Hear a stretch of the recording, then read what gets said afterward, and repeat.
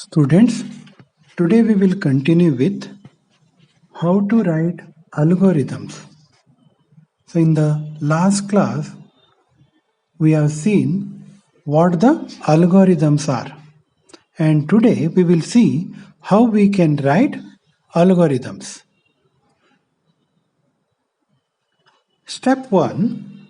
First, you have to define your algorithm's input.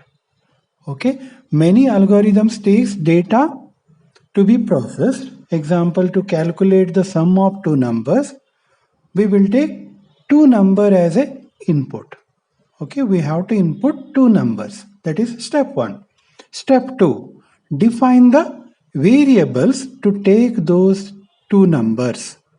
Maybe for example, if you are finding sum of two number, then you need two numbers. So instead of taking 10 and 20, you can take variables.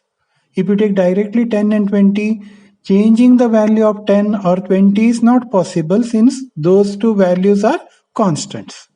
So we will take one alphabet combination as variable, and that alphabet combination variable we can take as number 1, number 2 if it is a sum of two numbers. That means you have to take related names as a variables.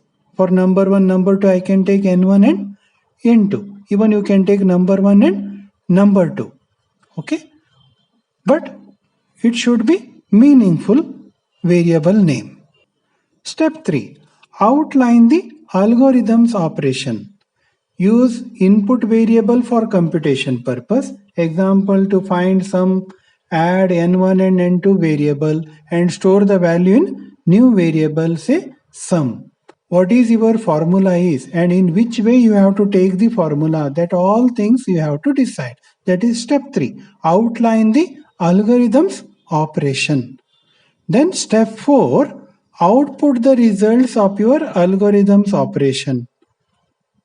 In case sum of two numbers, the output will be the value stored in variable sum, and if the input variables with value 10 and 20, the algorithm would output the value of 30.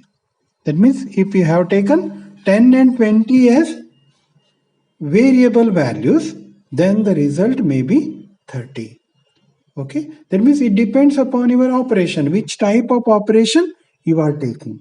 If it is sum, then there may be addition of those two numbers.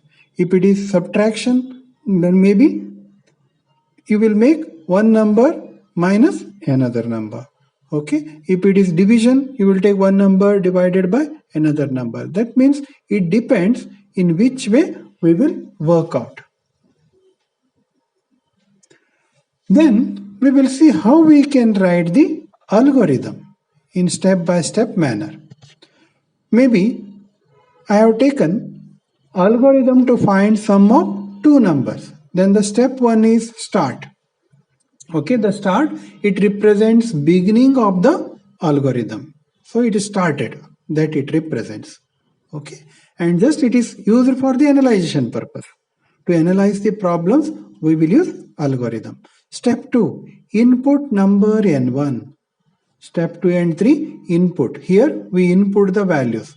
So we have taken step 2 as input n1. So first we will take English like statement and then code type of statement, that we will call it as a pseudo code. Okay, and maybe it may be equivalent to C code, input n1, programming code. Step 3, input number n2. This is English like statement.